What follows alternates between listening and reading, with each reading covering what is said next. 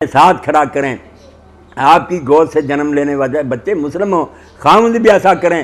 اور نماز عام حالات میں تو گزارے۔ آپ سورہ نساء دیکھیں کہ جب میدان جنگ میں ہوتا تھا معاملہ، صفیں بندی ہوئی ہیں، دشمن سامنے کھڑا ہتھیار لیے، وہاں بھی حکم تھا کہ نماز نہیں معاف، آدھا لشکر ان کے سامنے کھڑا رہا ہتھیار لے کر، آدھا حضور کے پیچھے کھڑا ہو جائے، اور جب 2 سجدے کر لے وہ چلا جائے، دوسرے آ جائیں، ان کی ایک رکعت ہوگی، حضور وہاں نہیں معاف کی۔ آپ اچھے بڑے ہوتے ہوئے مرد عورتیں نمازیں نہیں پڑھتی۔ کتنوں کے پاس آنے جانے کا مکہ سامان ہے، یورپ کے سفر کرتے ہیں، جدہ کے ساحل سے گزرتے ہیں، مکہ نہیں جاتے۔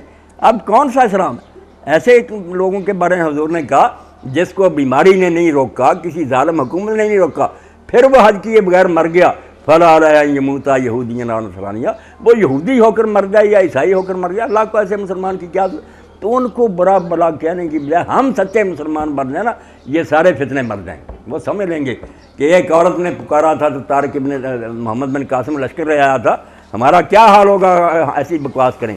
تو پہلے ہمیں مسلمان بننا چاہیے۔ گزارش ہے عورتوں کو بغیر پردہ کے غیر محرم آدمی واز کرنا کیسا، جیسے حدیث پاک میں آتا، حضرت عبداللہ بن مکتوم رضی اللہ تعالیٰ عنہ مصطفیٰ کریم صلی اللہ علیہ وسلم کے ہاں آئے تو رسول اللہ صلی اللہ علیہ وسلم المومن پردہ میں جانے کا حکم دیا، تو عرض کیا یہ نابینا، رسول اللہ فرمایا تم تو نابینی نہیں، لہذا عورتوں کو پردہ کے بغیر واز کرنا کیسا۔ بڑی اچھی بات میری بیان نے۔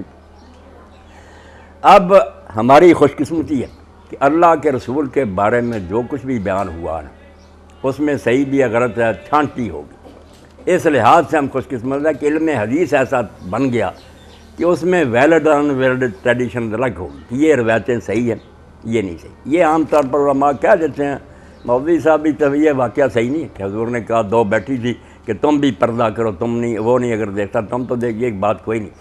اللہ کے رسول علیہ السلام نے تو فاطمہ بنت قیس رضی اللہ تعالیٰ عنہ کو طلاق ہوئی، تینوں طلاق کے خاوند میں دے دی مختلف وقفوں سے۔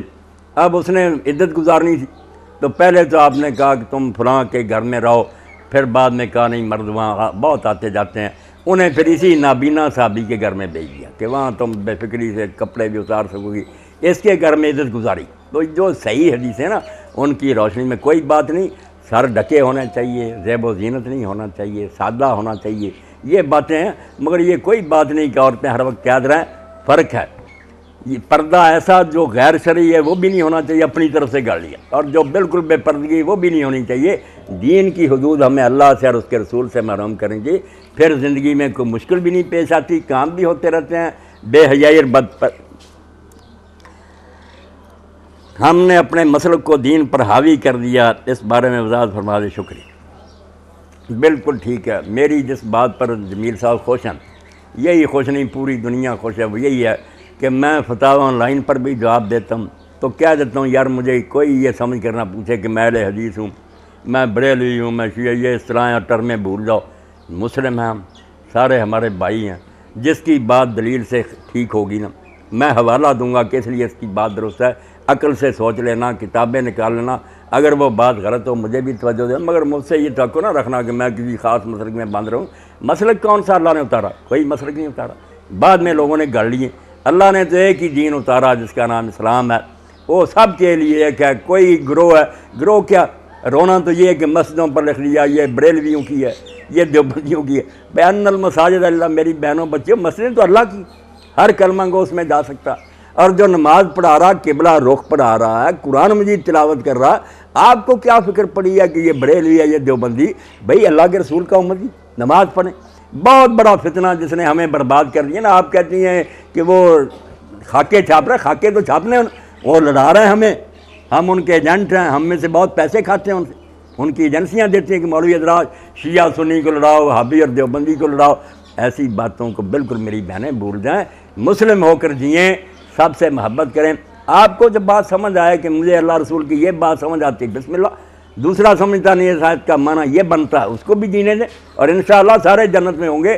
وَنَزَعْنَا مَا فِي صُدُورِهِم مِّن غِلٍّ، اللہ کہتا ہے دنیا میں اگر کوئی رنجشیں پیدا ہوگی نکال لیں گے، ہم سب بھائی بن کر بیٹھیں گے کہ کوئی بات نہیں، رسول اللہ کے ہم امتی تھے، حضور کے نام لے لا، یہ فرقے وغیرہ مسئلہ کوئی نہیں پوچھے گا انہیں۔ جی ہاں ماشاء اللہ ماشاء اللہ، اب کر لیں پھر دعا کریں اور بہنوں سے رخصت لیں۔ اللہ ان سب کو خیر سے رکھے، اپنے گھروں میں خوشیاں نصیب کرے۔ بسم اللہ الرحمن الرحیم۔ اسکول کے ایم ڈی ہونے کی حیثیت سے میرا یہ خوشگوار فرض ہے کہ میں آپ سب بہنوں بھائیوں کا شکریہ ادا کروں۔ آپ نے تکلیف کی، اپنا وقت ہمیں دیا۔ ہم دعائیں کر سکتے ہیں کہ اللہ تعالیٰ آپ کو جزا دے۔ اور مزید شکریہ سے پہلے یہ صبح میں پڑھ رہا تھا علامہ اقبال کی نظم تھی اللہ الصمد کی تشریح، اس کے چند اشعار پیش کروں گا۔ اللہ الصمد اوپر ہیڈنگ تھا، فارسی کلام تھا، گھر میں اللہ الصمد دل بستہ ہی۔ اگر آپ نے اللہ الصمد سے دل لگا لیا ہے، جوڑ لیا ہے، الحد اسباب بیرون رفتہ ہی، تو آپ نے تمام اسباب جو ہیں ان سے باہر آ گئے ہیں، صرف اللہ پر کنارہ کیا ہے تکیہ۔ بندہ حق بندہ اسباب نیست، اللہ تعالیٰ کا بندہ اسباب کا بندہ نہیں ہے، اسے اسباب کی ضرورت نہیں ہے، بے وسیلہ بھی لڑ سکتا ہے۔